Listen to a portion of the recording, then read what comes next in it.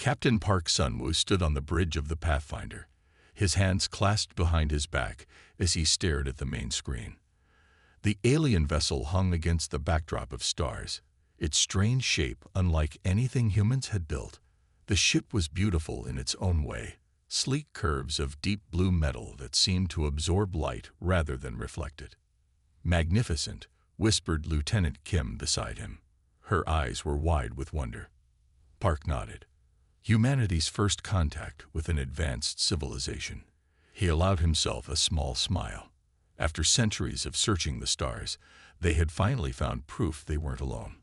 The Pathfinder's mission was the culmination of humanity's greatest dream, to meet alien intelligence. "All systems are ready, Captain," reported Engineering Officer Ba from his station. "Shields at maximum as a precaution, but power is prioritized to communications and sensors." "Very good." Park straightened his uniform.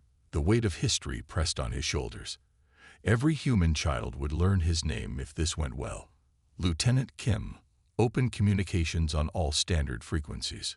Send our greeting package." Kim's fingers danced across her console. "Transmitting now, Captain."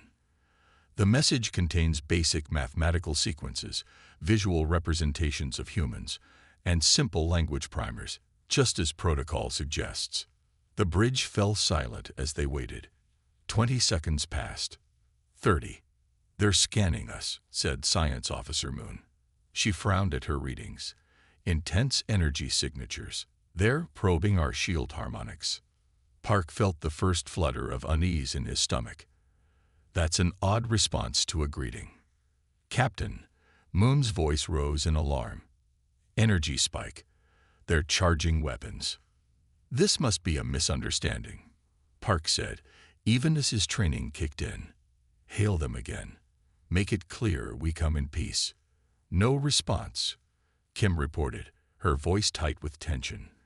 The tactical officer, Choi, spoke up urgently. "Captain, recommend we raise shields to full and prepare." The alien vessel's response came as blinding plasma fire that cut through space and slammed into the Pathfinder's hull. The ship lurched violently, throwing several officers from their stations. "Direct hit to our port side," Choi shouted over the blaring alarms. "Shields down to 40%. Park gripped his command chair as another blast rocked the ship. Evasive maneuvers. Pattern Delta. The helmsman, Ryu, worked frantically at his controls, attempting evasive action, but they've locked some kind of tractor beam on us. "Return fire?" asked Choi, his finger hovering over the weapon systems. Park hesitated for just a moment. Firing back could validate whatever misconception had led to this attack. But the lives of his crew came first. Target their weapons systems only. Minimum force needed to disable. Before Choi could act, another barrage hit the Pathfinder. This time, the impact was catastrophic. The bridge lights flickered and died, replaced by dim emergency lighting. "Hull breach on decks 4 through 7. Someone shouted. "Engineering reports critical damage to the main reactor." Park knew instantly that his ship was dying. "All hands, abandon ship. This is not a drill. Get to escape pods immediately." As crew members rushed to emergency stations, Navigation Officer John Hae-yoon remained at her post, fingers flying across her console. "Hae-yoon, what are you doing?" Park demanded. "Get to an escape pod." "Almost done, Captain," she replied, her face lit by the glow of her screen. "I'm downloading all sensor data about the attack. The Earth needs to know what happened here." The ship shuddered again as secondary explosions rippled through its frame. A support beam crashed down nearby, narrowly missing Lieutenant Kim. "Now, Hae-yoon," Park ordered. She nodded, grabbing the small data core that emerged from her console. Together, they raced through the burning corridors toward the escape pod bay. Crew members streamed past them, some injured, all wearing expressions of shock and fear. At the last junction, an explosion separated them. Park was thrown against a wall, his leg caught under debris. "Captain." Hae-yoon stopped, turning back. "Go," Park commanded through gritted teeth. "That's an order." The data is more important than any of us. Tears in her eyes, Heyoon nodded and continued toward the escape pods. She was one of the last aboard. As her pod ejected from the dying ship, she watched through the small viewport as the Pathfinder, humanity's pride and hope, erupted in a final explosive blast. Her pod tumbled through space, automatic systems already plotting a course back to Earth. Heyoon clutched the data core to her chest, its small weight containing the only evidence of what had truly happened. Around her, she could see a few other pods, far too few compared to the Pathfinder's crew complement. The journey back to Earth was long and grim. Of the 23 escape pods that launched, only 12 made it through the atmosphere. Heyoon's landing was rough, the pod crashing into the Pacific Ocean, where a naval vessel retrieved her hours later. 3 days after the attack, she stood before Earth's Defense Minister Lee Do-yeon in a secure underground facility. Her uniform was still torn and stained, her face scratched, but her back was straight as she handed over the data core. "This contains everything, sir. Sensor readings, communications logs, visual records." Lee's face was grave as technicians analyzed the data. Was there any warning? Any indication of their hostility? "None, sir," Heyoon replied. Captain Park followed first contact protocol perfectly. They attacked without provocation. Hours later, Minister Lee addressed an emergency session of world leaders gathered in New York. The room was tense, the faces of presidents, prime ministers, and kings showing varying degrees of shock and disbelief. "The evidence is conclusive," Lee explained, as footage from the Pathfinder played on large screens. "The aliens, who identify themselves as the Azurian Confederacy in their ship's registry, misinterpreted our greeting as a threat. Their response was immediate and violent." He paused, letting the horror of the situation sink in. "Analysis of Officer Jun's data core reveals something else," he continued. "Deep space monitoring stations have detected a large fleet of vessels with the same energy signatures as the attacker. They are on a direct course for Earth." The room erupted in panicked voices until Lee raised his hand for silence. "Based on their current speed, we have approximately 6 months before they arrive. We must prepare for what will be humanity's first interstellar war." Within hours, the Global Defense Council was formed. Nations pooled resources and set aside old rivalries. Military installations worldwide went to highest alert. Scientists were reassigned to weapons development. As Heyoon watched these preparations from her hospital bed, she thought of Captain Park and the crew members who didn't make it home. She made a silent promise to them that their sacrifice would not be in vain. Humanity had 6 months to prepare for war, and they would be ready. Admiral Choi Min-soo stood on the command deck of the Azurian flagship, the Dominance. His tall, slender form towered over the crew members who worked at their stations. His skin had the pale blue tint common to all Azurians, and his 4 eyes, arranged in a diamond pattern, scanned multiple data screens at once. "Status report on the human defenses," he ordered. Tactical Officer Nevi brought up a holographic display of the Earth-Moon system. "Our scouts report minimal orbital infrastructure, Admiral. Their weapons technology appears to be projectile and chemical-based, with rudimentary energy shields. Our analysis suggests they are at least 3 centuries behind our technological level." Admiral Choi made a clicking sound with his mouthparts, the Azurian equivalent of a dismissive laugh. As expected, the attack on their scouting vessel was justified. Any species this primitive with interstellar capabilities poses a unique threat. They are unpredictable and do not understand galactic protocols. He expanded the hologram, focusing on Earth itself. "How many ships have they assembled for defense?" "Approximately 100 vessels, primarily concentrated around their moon," reported Navi. "Most appear to be hastily converted civilian craft. They have established a defensive line between their moon and planet. Hardly worth deploying our full fleet," Choi said. "Prepare the first battle group. 40 vessels should be more than sufficient to break their line and establish orbital dominance." As the Azurian ships formed up for the attack, Colonel Song Jiwoo of Earth Defense Forces stood aboard the EDS Defiant. Unlike the sleek, advanced vessels of the Azurians, the Defiant had been a space station module just 4 months earlier, hastily converted into a command vessel after the Pathfinder incident. "They're approaching in standard formation," reported Lieutenant Park, studying the radar displays. "Exactly as the simulations predicted." Colonel Song nodded. At 45, she had spent her military career planning for threats that most considered theoretical. Now that actual aliens were bearing down on Earth, her preparations didn't seem so excessive. "All ships, maintain position," she ordered over the comm system. "Remember your training. These aliens rely on predictive algorithms and formation tactics. They expect us to either flee or engage directly." She turned to Communications Officer Han. "Is the special package ready?" Han nodded. "Yes, Colonel. All frequency data from Officer Jun's records has been analyzed. Our transmitters are calibrated." "Good. Wait for my signal." The Azurian fleet advanced with mechanical precision, their formation designed to maximize weapons coverage while minimizing exposure. On the Dominance, Admiral Choi watched with professional detachment. "Begin standard intimidation barrage. Target their largest vessels first." The front line of Azurian ships fired energy weapons that streaked across space toward the human defense line. To Choi's mild surprise, the humans didn't immediately scatter. Instead, they held position. "Unusual," he remarked.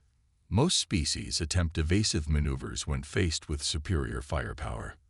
Then, just as the energy beams were about to hit, the human ships moved, not randomly, but in a perfectly choreographed pattern that left the Azurian weapons hitting empty space. "How did they anticipate our firing solution?" demanded Choi. "Recalculate and fire again." Back on the Defiant, Colonel Song allowed herself a small smile. "They're confused. Execute Phase 2. The human fleet suddenly broke formation, but not in retreat. Instead, they split into smaller groups of 3 to 5 vessels each, accelerating toward the Azurian fleet from multiple angles. "These attack vectors are irrational," said Navi on the Dominance. "Our tactical computers calculate a 78% casualty rate for such an approach." Admiral Choi frowned. "They must know something we don't. Adjust formation to countering shell pattern." As the Azurian ships began to reposition, Officer Han on the Defiant pressed a sequence on his console. "Transmitting now, Colonel." A burst of precisely calibrated electromagnetic signals shot out from the human vessels, targeting the Azurian ships. The signal contained no weapons payload. It was pure information, designed to match the exact communication frequencies used by the Azurian fleet. On the Dominance, alarms suddenly blared. "Our ship-to-ship communications are experiencing interference," reported a crew member. "Combat coordination systems are going offline." "Impossible," muttered Choi as he watched human ships execute maneuvers his tactical computers deemed suicidal, yet somehow worked. The smaller human vessels darted between the larger Azurian ships, which were now firing ineffectively without their coordinated targeting systems. "They're using our own communication frequencies against us," Navy realized aloud. They must have analyzed data from the scouting encounter. On the Defiant, Colonel Song directed the battle with calculated precision. "Groups 3 and 4, target their support vessels. Groups 1 and 2, continue disruption patterns." A junior officer looked nervous. "Colonel, we're taking heavy losses on the flanks." "Expected casualties," Song replied firmly. "They expect us to fight by their rules. We won't." The battle continued for hours. Human ships, despite their technological inferiority, used unpredictable tactics that the Azurian combat computers couldn't anticipate. They flew dangerously close to Azurian vessels, making it difficult for the aliens to fire without risking friendly hits. They used their moon's gravity to execute slingshot maneuvers that defied standard combat logic. Admiral Choi watched in growing frustration as his neat formation dissolved into individual combat engagements where his ship's advantages were minimized. "We've lost 17 vessels already," reported Navi. The humans are concentrating fire on our command and control ships. They're learning our patterns mid-battle. Choi's secondary heart began beating faster, a sign of Azurian stress. This was supposed to be a simple operation. A massive explosion rocked the Dominance as a group of human ships executed a coordinated attack, sacrificing 3 of their vessels to deliver explosive payloads directly to the flagship's engines. Propulsion systems damage. Weapons capacity at 40%, shouted Navi over the alarms. Admiral Choi stared at the battle display in disbelief. Half his fleet was either destroyed or disabled, while the humans, despite losing many ships, continued fighting with undiminished ferocity. Order a tactical retreat, he finally commanded. All ships to regroup at coordinates Alpha 7. As the Azurian vessels disengaged and retreated toward the outer solar system, cheers erupted across the human fleet. On the Defiant, Colonel Song allowed her crew a moment of celebration before calling for order. "This is only the first battle," she reminded them. "They'll be back with a larger force. Begin recovery operations and prepare after-action reports." 2 days later, as Earth began repairs on its battered fleet, Admiral Choi faced the Azurian High Command via holographic communication. "They are primitive but ingenious," he explained. "The Battle of Luna ended with us losing 37 vessels to their 23. But the numbers don't tell the full story. These humans adapt faster than any species we've encountered." The High Commander's expression was severe. "You were defeated by primitives." "Not defeated," Choi corrected. "Tactically outmaneuvered. We need to reconsider our approach. These humans don't fight according to any established doctrine. They improvise, sacrifice, and take risks no rational species would consider." Tactical Officer Navy stepped forward. "High Commander, our analysis shows they're already adapting our weapon systems. They salvaged components from our damaged vessels and appear to be reverse engineering them." The High Commander was silent for a long moment. "Prepare the main fleet," he finally ordered. "We will crush this problem before it grows further." As the communication ended, Admiral Choi looked again at the images of Earth, a blue planet that had seemed so insignificant just days before. Now he felt something new when he looked at it: concern. The Azurian main fleet arrived without warning. This time, they bypassed the orbital defenses entirely. 500 ships, each many times larger than those in the first battle, appeared in Earth's atmosphere directly above major population centers. The people of Seoul had only moments to look up at the massive shadow that darkened their morning sky before the first energy weapons fired. Buildings collapsed as if made of sand. The iconic Seoul Tower melted into slag in seconds. Within an hour, the city that had stood for over 600 years was reduced to smoking rubble. New York fell next. The Azurian ships targeted infrastructure first: power plants, bridges, water treatment facilities, before methodically destroying the skyscrapers of Manhattan. The Statue of Liberty, her torch raised in defiance, was the last monument to fall. Lagos, London, Mumbai. City after city faced the same fate. Earth's remaining military forces scrambled to respond, but their weapons barely scratched the massive alien vessels. In an underground facility, deep beneath the Rocky Mountains, Dr. Yoon-ji barely noticed as the lights flickered. The former university professor had been working for 72 hours straight, stopping only for short naps and coffee. Around her, a team of 20 scientists and engineers worked with equal intensity, surrounded by salvage Azurian technology. "Dr. Yoon, General Han is here," said her assistant. Ji looked up from her workstation, blinking tired eyes. General Han Minho entered the laboratory, his uniform dusty and his face grim.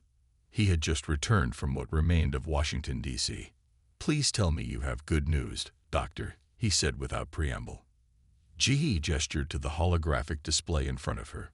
"The Azurian shield technology operates on a predictable frequency pattern," she explained, pointing to a series of wave patterns. "They cycle through 7 primary harmonics.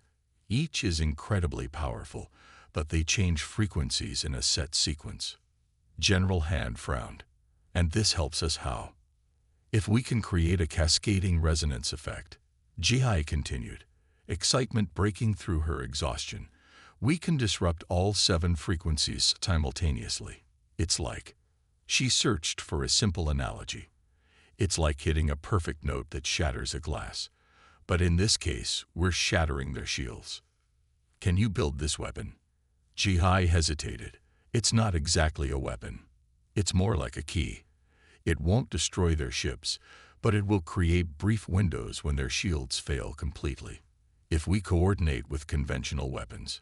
How long? 2 weeks, maybe less if we get more salvaged components. General Han rubbed his temples. We might not have 2 weeks, Doctor. But it's the best chance we've got. I'll get you whatever you need. Meanwhile, in what had once been Bangkok, Captain Kang Tae-woo crouched in the shell of an abandoned shopping mall. The 32-year-old former police officer now led one of the largest resistance cells in Southeast Asia. His group of 200 fighters included former soldiers, police officers, and civilians who had lost everything in the initial attack. The patrol is coming around again, whispered Shin, his scout. 6 Azurian soldiers, same route as yesterday. Tae-woo nodded. The aliens had established a predictable pattern. A fatal mistake when fighting humans. Are the charges in place? Yes. Jin and Park set them at the 3 points you specified. Tae-woo checked his makeshift weapon. A human assault rifle modified with salvaged Azurian power cells. Remember, we take one alive. We need information. His fighters moved into position, hiding among the rubble. The Azurian patrol moved with mechanical precision, their tall blue forms scanning the area with multifaceted eyes. They carried energy weapons that could vaporize a human with a single shot. Tae-woo waited until they reached the center of the trap, then pressed the detonator. The explosives, created from Azurian power cells, went off simultaneously. 5 of the aliens fell immediately. The 6th, a commander by the markings on its armor, was thrown clear but injured. Move, shouted Tae-woo, and his fighters swarmed from their hiding places. The Azurian commander attempted to raise its weapon, but Jin knocked it away with a piece of rubber. Within seconds, the alien was surrounded, disarmed, and bound with cables salvaged from the ruins. Later, in their hidden base in the city's old subway tunnels, Tae-woo interrogated the prisoner. The Azurian sat rigidly, despite its injuries, 4 eyes blinking in the dim light. Why do you continue to resist? It asked in strangely accented English. It is mathematically impossible for you to win. Our simulations give you a 0.004% chance of survival as a species. Tae-woo smiled. That's exactly why we'll win. You calculate probabilities. We defy them. Illogical, said the Azurian. Your primitive weapons cannot penetrate our shields. Your military infrastructure is destroyed. 78% of your major cities are in ruins. Yet here we are, Tae-woo said, gesturing to the humans around him. Still fighting. The Azurian seemed genuinely confused. Other species surrendered when faced with inevitable defeat. We're not other species, Tae-woo replied. He leaned forward. Now you're going to tell us about those shields of yours. Over the next week, resistance groups worldwide reported similar successes. In the ruins of Rio de Janeiro, fighters discovered that Azurian sensors could be fooled by certain mineral deposits. In the forests outside Moscow, others found that the aliens' communication implants could be jammed by modified radio equipment. Knowledge spread through hidden channels, encrypted internet connections, shortwave radio, even old-fashioned courier networks. Humanity was beaten down but adapting rapidly. Back in the Rocky Mountain facility, Dr. Yoon made a breakthrough. With information gathered from resistance groups worldwide, she completed her resonance device ahead of schedule. It's not pretty, she told General Han as they stood before the hastily assembled machine. It looked like a tangle of human and Azurian technology held together with solder and hope. But it should work. Should. Han raised an eyebrow. Will, Jai corrected herself firmly. It will work. We need to place it on a ship that can get close enough to the Azurian command vessel. That's a suicide mission, Han said quietly. I know. Jai met his eyes steadily. I'll go. Han shook his head. You're too valuable here. We have volunteers. The first test of the device came 3 days later. A small human ship, carrying the resonance generator and a skeleton crew of volunteers, managed to approach an Azurian destroyer over the ruins of Sydney. When activated, the device performed exactly as Dr. Yoon had predicted. The alien ship's shields flickered and failed for 7.3 seconds. It was enough time for Australian fighter jets, hiding in the outback, to launch a coordinated missile strike. The Azurian destroyer crashed into Sydney Harbor, the first major Azurian vessel destroyed since the war began. News of the success spread like wildfire through resistance networks. Dr. Yoon's team worked around the clock to build more resonance devices, while engineers worldwide began adapting the technology to different delivery systems. In Bangkok, Captain Kang received the plans for a smaller version of the device. This changes everything, he told his fighters as they studied the diagrams. We can hit them where it hurts now. One of his younger recruits looked doubtful, but they still outnumber and outgun us. The odds. Forget the odds, interrupted Taewoo. Remember what I told our Azurian friend. They calculate. We defy. And now we have the means to prove it. That night, resistance cells in 27 cities launched coordinated attacks using the new technology. The Azurians, for the first time, were forced to retreat from multiple engagements. In orbit, aboard the Azurian flagship, Admiral Choi received the disturbing reports. How are they adapting so quickly? He demanded of his officers. It took the Centauri decades to develop countermeasures to our shields. No one could provide a satisfactory answer. What none of them fully understood was humanity's greatest strength: desperation paired with innovation. 6 months into the war, Earth was a changed planet. Cities lay in ruins, but from the ashes rose a new kind of human resistance. Underground bunkers hummed with activity as military leaders gathered for the most daring operation yet. General Han Minho stood before a holographic display of the Azurian command vessel. Around him, the commanders of Earth's remaining military forces watched intently. Operation Thunderstrike launches in 12 hours, he announced. This is our chance to turn the tide. If we can infiltrate their command ship, we gain access to their entire battle network. Major O Minji studied the hologram carefully. At 34, she had already become a legend among resistance fighters. Before the invasion, she had been a special forces commander known for impossible missions. Now she would lead the most important mission in human history. The shield resonator will give us a 10-second window to dock with their secondary hangar, she explained to her squad of 12. They were a mix of special forces soldiers from countries around the world. Remember, disable their communications first, then access their tactical database. We'll have approximately 40 minutes before they detect our presence. Private CO raised his hand. And if they detect us sooner? Major O's face remained neutral. Then we ensure the data gets back to Earth, whatever the cost. The squad nodded, understanding the implied suicide mission. None had objected when selected. They had all lost homes, families, friends to the Azurian attacks. The infiltration ship was small and dark, designed to minimize detection. It contained both human and salvage Azurian technology, a hybrid creation of necessity. Dr. Yoon's resonator device was mounted in its core, larger and more powerful than previous versions. In the pre-dawn hours, the ship lifted off from a hidden base in the Himalayan mountains. It accelerated quickly, reaching orbit in minutes. Above Earth, the Azurian fleet patrolled in their standard formations, mechanical and predictable. Approaching target, reported the pilot, Lieutenant Nam. Shield resonator charging. 90%. 95. Ready. Major O took a deep breath. Activate on my mark. 3, 2, 1 mark. The resonator hummed to life. On their sensors, they watched as the massive Azurian command ship's shields flickered and failed precisely as predicted.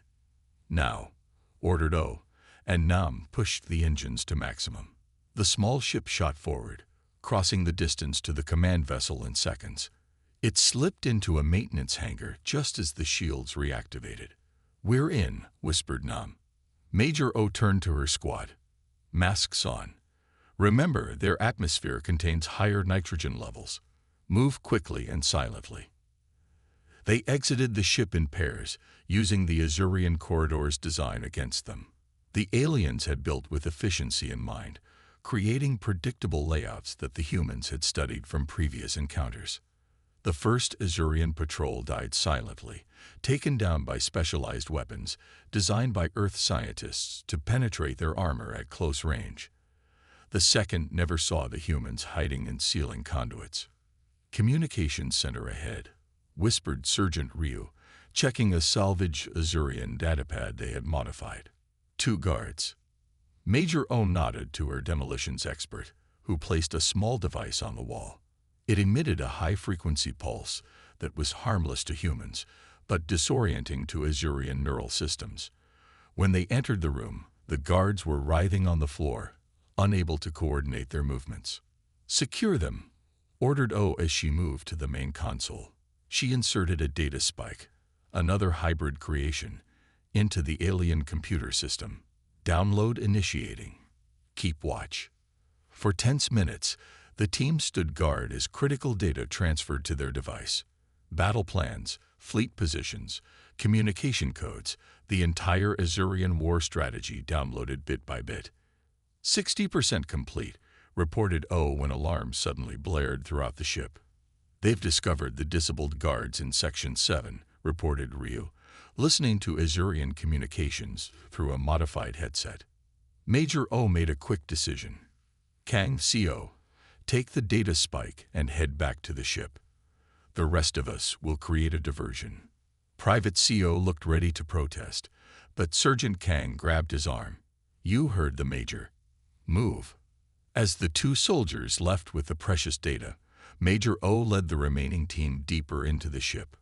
"Let's make some noise." They planted explosive charges at key structural points, timing them to detonate in sequence. The resulting chaos would keep the Azurians busy while the data made its escape. What they didn't expect to find was the Azurian fighter bay. "Major," called Corporal Lee, "look at this." O stared in amazement at rows of sleek fighter craft, smaller than the massive battleships but clearly formidable. An idea formed in her mind. Change of plans. "We're taking one." Using the captured access codes from their data spike, they managed to open a fighter and understand its basic controls. As alarms continued to blare and explosions rocked the command ship, Major O and 3 of her team boarded the fighter while the others created a final diversion. "I hope this works like our simulations," muttered O as she activated the fighter's engines. The craft hummed to life, hovering above the deck. "Hangar doors still closed, Major," reported Lee from a weapons station. "Not for long." O targeted the doors with the fighter's energy weapons and fired. The blast tore through the hangar doors, creating a breach to open space. Warning lights flashed as atmosphere vented explosively. "Hold on," she shouted as she pushed the thrust controls forward. The fighter shot through the breach, narrowly missing debris and emergency force fields that began activating. Behind them, their explosives detonated in sequence, causing massive damage to the command vessel's internal systems. In the confusion, both their fighter and the small infiltration ship with Kang and CO escaped. 3 days later, at the main Earth defense facility beneath the Rocky Mountains, engineers led by Baek Hyun-woo swarmed around the captured Azurian fighter. The brilliant engineer had been South Korea's leading weapons designer before the invasion. Now he led the team working to understand alien technology. "It's remarkable," he told General Han as they observed the dismantled craft. "Their navigation system uses quantum entanglement principles we've only theorized about. Their weapons draw power directly from spatial energy fields. How long to understand it fully? asked Han. Vake smiled. Normal engineering estimate would be years. His expression grew determined. We'll do it in weeks. True to his word, Vake's team worked miracles. They reverse-engineered the craft's critical systems in just 23 days. The data from the command ship proved equally valuable, providing insight into Azurian tactics, communications, and weaknesses. They designed their systems to be incomprehensible to outsiders, Vake explained during a briefing to military leaders. But they never expected outsiders to think like humans. They rely on logical patterns and established protocols. We looked for the unexpected connections, the shortcuts their engineers would never consider. Within 2 months, Earth's defense forces fielded the first squadron of hybrid craft, combining human ingenuity with Azurian technology. They were smaller than pure Azurian vessels, but more maneuverable. Where Azurian design favored predictability and efficiency, the human versions emphasized flexibility and surprise. The first engagement with the new fleet came near Jupiter's orbit. Admiral Choi had established a refueling base on one of the gas giant's moons. The human attack force, led by Colonel Song Ju-woo, emerged from faster-than-light travel using captured Azurian drive technology. On the Azurian flagship, Admiral Choi watched with growing dread as human ships began outmaneuvering his fleet. The vessels moved in ways his tactical computers couldn't predict, using maneuvers that seemed to defy the laws of physics as Azurians understood them. How is this possible? He demanded, slamming a four-fingered hand on his command console. They were primitive mere months ago. His tactical officer had no answer. The Azurian ships, designed for formation combat against conventional opponents, couldn't adapt to the humans' erratic attack patterns. One by one, they fell to weapons based on their own technology, but modified in ways they hadn't imagined possible. By the battle's end, the Jupiter base was destroyed and 17 Azurian capital ships lost. The human fleet disappeared back into faster-than-light travel before reinforcements could arrive. Similar victories followed across the solar system. Humanity, once on the verge of extinction, had become the hunter. The species that had survived ice ages, plagues, and their own destructive tendencies had adapted once again, this time to face the stars themselves. In his command center, Admiral Choi faced an unpleasant task, reporting continued failures to the Azurian High Command. As he prepared his report, he found himself pondering a disturbing question. Had the Azurians made a fundamental mistake in attacking Earth? Had they awakened something that would have been better left undisturbed? The Battle of Proxima Centauri marked the turning point in the war. What should have been a simple operation for the Azurians, establishing a forward base in the nearest star system to Earth, became their greatest defeat. Human hybrid ships, now equipped with faster-than-light capabilities reverse-engineered from captured Azurian vessels, arrived without warning. The battle lasted less than 6 hours. 27 Azurian capital ships were destroyed. Another 43 were captured intact. Admiral Choi, once the proud commander of the invasion fleet, stood before the Azurian High Council with his head lowered. The 7 members of the council stared down at him from their elevated platform. "You have failed," stated High Counselor Ziv, the eldest member. "A primitive species has defeated our greatest fleet." "They are not primitive," Choi replied quietly. "We were wrong about them. They adapt faster than any species we have encountered. They turn defeat into advantage." "Enough excuses," interrupted another council member. "The humans now threaten our home systems. They have captured our technology and improved upon it. This situation is unprecedented." High Counselor Ziv's 4 eyes blinked slowly, a sign of deep thought in Azurian body language. "Admiral Choi, you have spent the most time studying these humans. What do you advise?" Choi took a deep breath. "Peace talks. Immediately, before they push further into our territory." 3 days later, the Azurian High Council sent the formal request for negotiations. They proposed neutral territory, an uninhabited planet in the Ta Ceti system. On Earth, the Global Defense Council debated the offer. After 18 months of war, Humanity had suffered terribly. Over 30 major cities destroyed, billions dead or displaced. Yet against all odds, they were now winning. We should press our advantage, argued General Han. Push into their territory, force an unconditional surrender, and become the very thing we fought against, countered Ambassador Nam Soyoung. The former diplomat had emerged as a voice of reason during the war. We fought for survival, not conquest. In the end, they chose peace with conditions. Ambassador Nam would lead the delegation, accompanied by military advisors and scientists who understood the captured Azurian technology. The diplomatic vessel, named the Phoenix, carried the human delegation to Ta City. It was a hybrid ship, larger than previous models, designed to showcase humanity's rapid technological advancement. As they approached the neutral planet, Ambassador Nam stood on the bridge, watching the Azurian ships in orbit. They'd brought their full council, noted her aide. That's unprecedented. Nam nodded. They finally understand what they're dealing with. The negotiations took place in a temporary structure built on the planet's surface. The atmosphere had been adjusted to accommodate both species. Ambassador Nam walked confidently into the Great Hall, her team behind her. The Azurians waited, their tall blue forms arranged in a semicircle. We thank you for agreeing to these talks, began High Counselor Ziv. We have always preferred peace, replied Nam. It was not our choice to begin this conflict. Over the next 2 weeks, the two sides negotiated terms. The humans proved as formidable at the negotiating table as they had been on the battlefield. They came prepared with detailed understanding of Azurian culture, politics, and technology. Knowledge gleaned from captured data and prisoners. We don't seek retribution, Nam stated firmly during a critical session. But we do demand respect and recognition. Earth must be acknowledged as a sovereign power with full rights in the galactic community. You ask much for a species that only recently achieved interstellar travel, objected one council member. Nam's expression remained calm. We achieved in 18 months what took your civilization centuries. Imagine what we will accomplish as allies rather than enemies.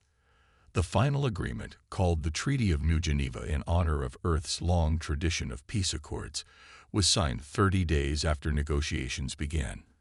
It established Earth as a sovereign power with defined territories, including the Sol system and several nearby stars. The Azurians would provide reparations in the form of technology and knowledge. Most significantly, the treaty included a provision that would become famous throughout the galaxy, the Provocation Protocol. This formal warning to all spacefaring civilizations detailed the consequences of threatening humanity. Let it be known, read the protocol's opening statement, that the species known as humans possesses unique adaptive capabilities and resilience. Any hostile action taken against Earth or human interests will be met with disproportionate response. This is not a threat, but a courtesy to prevent misunderstanding. When Ambassador Nam returned to Earth, she was greeted as a hero. The rebuilding had already begun, with cities rising from rubble and new technologies, both human and Azurian, helping to heal the planet's wounds. 5 years later, Earth launched its first true diplomatic mission beyond Azurian space. The starship Harmony, larger and more advanced than any previous vessel, would visit 7 known spacefaring civilizations to establish peaceful relations. Captain John Yumha stood proudly on the bridge as final preparations were made. At 32, she was young for such an important command, but her experience during the war had proven her capabilities. In the observation lounge, her mother waited to say goodbye. John Heyoon, once navigation officer on the ill-fated Pathfinder, and now director of the Earth Defense Force, watched her daughter with pride. Ready for the big journey? Heyoon asked, embracing Yumna. As ready as anyone can be, Yunho replied. We're venturing into the unknown again. Heyoon nodded, looking out at the stars visible through the viewport. But this time, the galaxy knows who we are. She turned back to her daughter. Remember, our strength isn't in our weapons or technology. It's in our refusal to accept defeat. That's what makes us human. "I'll remember," promised Yuna. Hours later, the Harmony departed Earth orbit in a ceremony broadcast worldwide.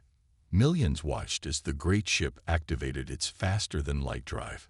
Now a unique human-Azurian hybrid design that outperformed the original and vanished into the depths of space.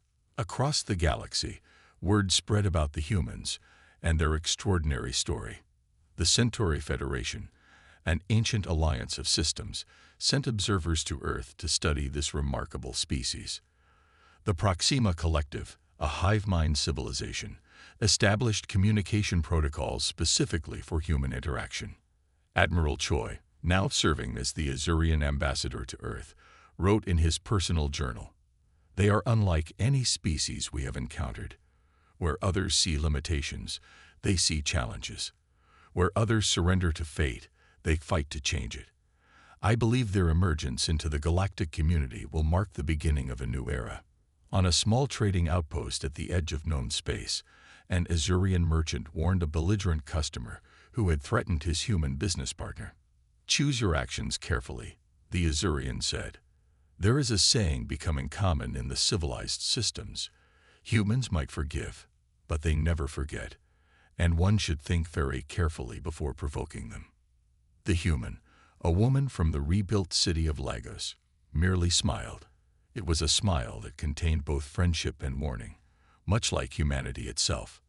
As the Harmony continued its journey between the stars, humanity took its place in the galaxy not as conquerors, but as innovators who could turn disadvantage into opportunity. Earth had suffered, but emerged stronger. The species that had once gazed at the stars in wonder now traveled among them with confidence. The universe would never be the same. The end.